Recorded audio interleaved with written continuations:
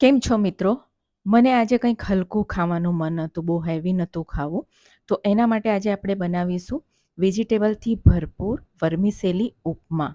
તમે બાળકોને ટિફિનમાં આપો તો એ લોકો હોશે હોશે ખાઈ લેશે. સવારના નાસ્તામાં અથવા સાંજના ડિનર માટે પણ બેસ્ટ છે. તો એના માટે મેં અહીં પોણો કપ વર્મિસેલી લઈ લીધી છે. સેમોલિના વર્મિસેલી લીધી છે, એટલે કે રવામાંથી બને ને એ વર્મિસેલી લીધી છે. પોણો કપ જેટલી લેવાની છે. બજારમાં ઇઝીલી મળી જાય છે. હવે એક પેન મૂકીશું અને એમાં 2 મોટી ચમચી ઘી નાખીશું. ઘીમાં આપણે વર્મિસેલીને સરસ શેકી લેવાની છે, એટલે કે સાતળી લેવાની છે. સરસ ગોલ્ડન કલર થાય ત્યાં સુધી એને સતત હલાવતા આપણે સાતળવાની છે. બધી જ વર્મિસેલી સરસ ગોલ્ડન થઈ જાય ત્યાં સુધી સાતળવાની છે. ગેસની ફ્લેમ આપણે મીડિયમ રાખીશું અને એને સતત હલાવતા રહીશું. નહીં તો એવું થશે કે નીચેની સાઈડવાળી બધી ગોલ્ડન થઈ જશે અને બાકીની નહીં થાય. તમે જોઈ શકો છો, જુઓ સરસ કલર આવી ગયો છે, ગોલ્ડન કલર. ગેસની ફ્લેમ બંધ કરીશું અને આ વર્મિસેલીને આપણે એક બાઉલમાં કાઢી લઈશું. હવે ફરી એ જ પેનમાં આપણે 1 મોટી ચમચી ઘી નાખીશું અને ઘી થોડું ગરમ થાય એટલે 1 નાની ચમચી એમાં રાઈ નાખીશું. રાઈનો વઘાર કરીશું. રાઈ થોડી તતડી જાય એટલે એમાં 1 નાની ચમચી ચણાની દાળ અને 1 નાની ચમચી અડદની દાળ નાખીશું અને એને સરસ ગોલ્ડન થાય ત્યાં સુધી આપણે સાતળી લેવાની છે. સતત હલાવતા અને ગેસની ફ્લેમ આપણે સ્લો કરવાની છે અને એને જુઓ સરસ ગોલ્ડન થઈ ગઈ છે. એમાં 5 ચમચી હિંગ નાખીશું, 5 થી 6 મીઠા લીમડાના પાન નાખીશું અને 1 મોટી ચમચી આપણે સિંગદાણા નાખીશું અને સિંગદાણાને પણ સરસ સાતળી લઈશું. ત્યારબાદ 1 મોટી ચમચી કાજુના ટુકડા અને 1 મોટી ચમચી દ્રાક્ષ નાખીશું. દ્રાક્ષ નાખવાથી તમે જ્યારે ઉપમા ખાશો ને જ્યારે દ્રાક્ષ મોઢામાં આવશે ને તો સરસ ટેસ્ટ આવશે અને બધી જ વસ્તુને આપણે સરસ ગોલ્ડન કરી લેવાની છે. જુઓ સરસ થઈ ગઈ છે. હવે એમાં 2 લીલા મરચાં મેં ઝીણા સમારીને નાખ્યા છે. તીખાશ તમે તમારા ટેસ્ટ મુજબ લઈ શકો છો અને એને પણ સાતળી લઈશું.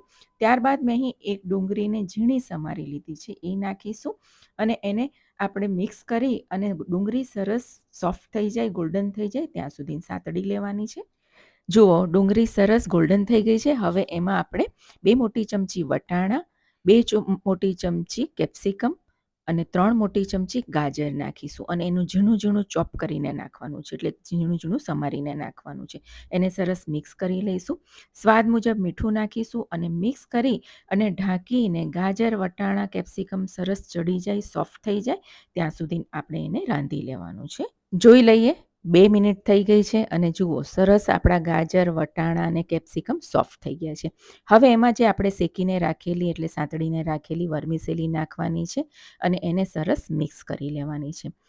ગેસની ફ્લેમ આ સ્ટેજ પર પણ સ્લો રાખવાની છે અને જુઓ સરસ વર્મિસેલી મિક્સ થઈ ગઈ છે. હવે એમાં આપણે ગરમ પાણી નાખવાનું છે. હંમેશા જ્યારે ઉપમા બનાવીએ આપણે તો ગરમ પાણી નાખતા હોય છે. મેં અહીં પોણો કપ ગરમ પાણી લીધું છે. પાણીનું પ્રમાણ જોઈને જ નાખવાનું છે, વધારે નથી નાખવાનું, નહીં તો એકદમ તમારી લોચો થઈ જશે. હવે ઢાંકીને આપણે સરસ રાંધી લઈશું. જુઓ 2 મિનિટ થઈ ગઈ છે. વર્મિસેલી સરસ ફૂલી ગઈ છે અને તમે જુઓ લાંબી પણ થઈ ગઈ છે. ફરી એને ઢાંકીને ટોટલી બધું પાણી બળી જાય ત્યાં સુધી આપણે એને કૂક કરવાની છે. જુઓ સરસ એકદમ સરસ પાણી બળી ગયું છે. હવે આ સ્ટેજ પર ગેસ એકદમ સ્લો કરીને ઢાંકીને એને આપણે સિજાવા દેવાની છે. લગભગ 2 મિનિટ સિજાવા દેવાની છે અને તમે જોઈ શકો છો, જુઓ એકદમ સરસ વર્મિસેલી છુટ્ટી છુટ્ટી થઈ ગઈ છે અને સરસ સિજાઈ ગઈ છે. હવે આ સ્ટેજ પર એમાં અડધા લીંબુનો રસ નાખીશું અને અડધી ચમચી ગરમ મસાલો નાખીશું અને એને આપણે સરસ મિક્સ કરી લેવાનું છે. મિક્સ કરીને ફરીથી આપણે એને ઢાંકીને 1 મિનિટ માટે સિજાવા દેવાનું છે. ગેસની ફ્લેમ સ્લો રાખવાની છે. જુઓ મિત્રો 1 મિનિટ થઈ ગઈ છે અને ચેક કરી લઈએ. આપણી વર્મિસેલી તમે જુઓ છો તો એકદમ સરસ છુટ્ટી છુટ્ટી થઈ છે. હજી ઠંડી થશે એટલે એકદમ છુટ્ટી છુટ્ટી થશે. થોડા લીલા ધાણા નાખીશું અને મિક્સ કરી લઈશું. ગેસની ફ્લેમ બંધ કરી દઈશું અને આ વર્મિસેલીને આપણે થોડી ઠંડી થવા દઈશું અને પછી સર્વ કરીશું. તમે જુઓ ઠંડી કર્યા પછી હું સર્વ કરું છું તો એકદમ સરસ પુલાવ બન્યો હોય ને એવી રીતે બન્યો છે. તમે જોઈ શકો છો અને ભરપૂર વેજીટેબલ છે. તમે બાળકો જો ના ખાતા હોય ને તો તમે આવી રીતે બનાવીને આપશો ને તો બાળકોને બધા વેજીટેબલ મળશે અને બધા વિટામિન્સ અને એને મિનરલ પણ મળી રહેશે અને ઉપરથી લીલા ધાણા નાખીને ગાર્નિશ કરી લઈશું. સવારના નાસ્તા માટે, સાંજના ડિનર માટે, બાળકોને ટિફિન માટે એકદમ બેસ્ટ રેસીપી છે અને સરસ પણ લાગતી હોય છે. તમે જોઈ શકો છો. તો મિત્રો મને તો એકદમ હલકું હલકું કંઈ ખાવું હતું વેજીટેબલથી ભરપૂર, તો મેં તો બનાવી લીધી વર્મિસેલી ઉપમા અને તમને ટેસ્ટ કરીને પણ બતાવું છું. જુઓ, એકદમ પરફેક્ટ બની છે, ટેસ્ટ પણ સરસ છે અને વેજીટેબલ અને જે દ્રાક્ષ નાખી છે ને એનો ટેસ્ટ તો ખૂબ જ સરસ લાગે છે. તો ચોક્કસથી ટ્રાય કરજો. આવજો.